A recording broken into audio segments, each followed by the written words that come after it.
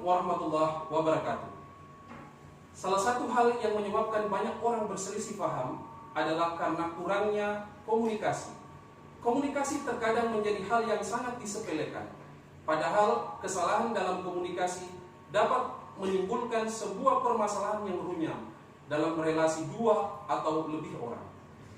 Sejak bayi, manusia telah memiliki kemampuan untuk berkomunikasi, yakni melalui tangisan serta ekspresi wajah.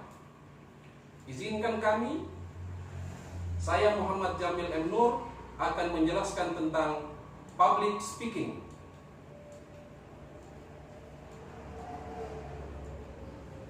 Siap untuk berbicara?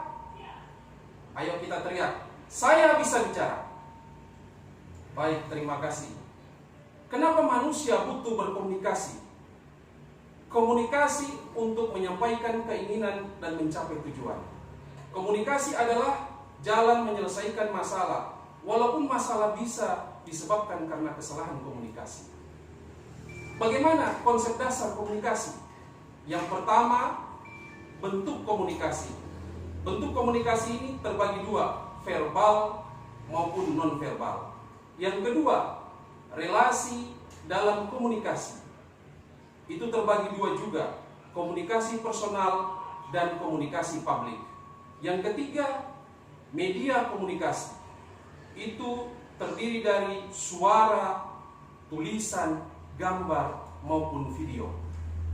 Apa arti public speaking? Kegiatan penyampaian pesan berupa ide ataupun gagasan secara oral maupun lisan. Berikutnya, bentuk komunikasi di mana seorang pembicara menghadapi pendengar dalam jumlah yang relatif besar dan pembicaraan yang relatif membisu. Tujuan public speaking ada 3. Yang pertama, menyampaikan informasi audiens. Yang kedua, menghibur audiens. Yang ketiga, mempengaruhi audiens. Apa manfaat public speaking? Pertama, mengurangi ketidaktahuan. Yang kedua, mengurangi tekanan. Ketiga, memperbaiki hubungan. 4, memahami permasalahan. 5, menyelesaikan masalah. Faktor pembentuk speaker yang biasa kita kenal dengan 3L. Lahir atau bakat, orang bisa menyampaikan sesuatu itu karena dari bakatnya. Bisa yang kedua, belajar dari lingkungannya. Dan bisa yang ketiga, yaitu latihan terus menerus. Masalah dalam public speaking bisa jadi karena nervous atau kecemasan. Yang berikutnya, teknik public speaking. Yang ketiga, penguasaan materi. Nervous dan usaha mengalahkan diri sendiri, itu banyak gejala-gejalanya. Biasanya detak jantung semakin cepat, lutut semakin gemetar, badan mulai berkeringat, suara mulai bergetar, kepala semakin pusing, kejang perut bahkan mual, bisa jadi bermuntah, mata berair, lupa materi dan sebagainya dan sebagainya.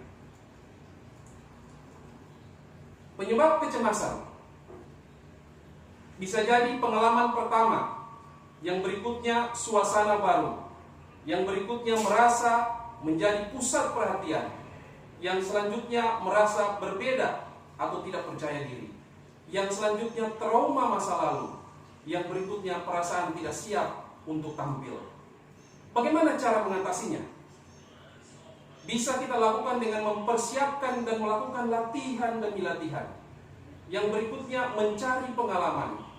Yang berikutnya melakukan kegiatan fisik. Selanjutnya menganggap demam panggung adalah hal yang sangat wajar.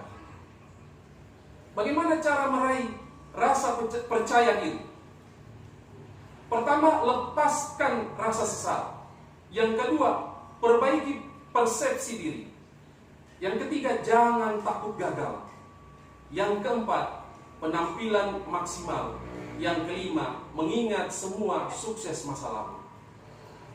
Teknik public speaking itu bisa dikarenakan variasi suara, bisa dikarenakan ekspresi wajah, bisa dikarenakan kontak mata dan bahasa tubuh.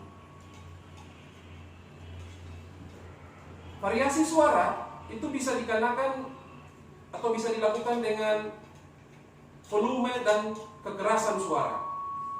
Jangan berbicara dengan nada-nada yang datar. Kecepatan bicara dan artikulasi. Pertama, aturlah sesuai kebutuhan.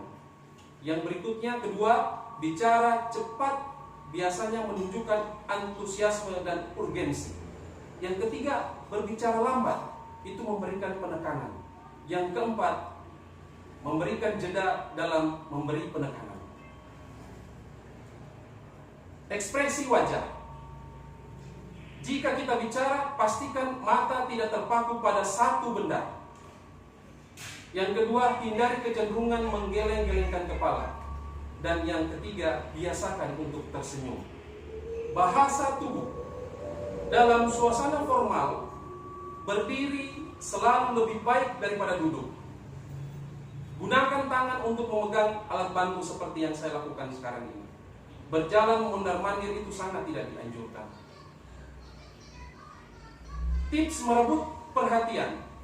Yang pertama, busana yang sesuai dengan audiens, dengan tema yang akan kita lakukan. Yang berikutnya, datang tepat waktu. Selanjutnya, kita menggunakan alat audio visual. Yang selanjutnya, mengemukakan sasaran dan tujuan. Yang kelima, kemukakan manfaat yang akan diperoleh audiens. Bagaimana cara membuka presentasi? Yang pertama, memberikan pujian tulus kepada audiens. Yang kedua, mengajukan pernyataan retorikal atau pertanyaan retorikal. Yang ketiga, mengutip pendapat orang-orang bijak. Yang keempat, memberikan pertanyaan yang misterius. Yang kelima, menceritakan lelucon-lelucon agar suasana diskusi, suasana dalam pertemuan tersebut bisa menjadi sangat hangat. Selanjutnya, menutup presentasi. Menutup presentasi dengan mengesankan. Kita bisa pertama membuat ringkasan. Yang kedua, kutipan. Yang ketiga, pernyataan yang memotivasi. Yang keempat, tantangan untuk segera bertindak. Yang kelima, lelucon yang relevan. Yang keenam, mengulangi manfaat. Yang ketujuh, meminta audiens untuk meneriakkan slogan-slogan. Penutup, kemampuan berbicara sangat penting untuk kehidupan kita. Siapa saja kita bisa menguasai public speaking. Jika Anda sadar tidak dilahirkan dengan sebagai speaker, maka berlatihlah dan berlatihlah. Terima kasih. Itulah pemaparan kami. Assalamualaikum warahmatullahi wabarakatuh.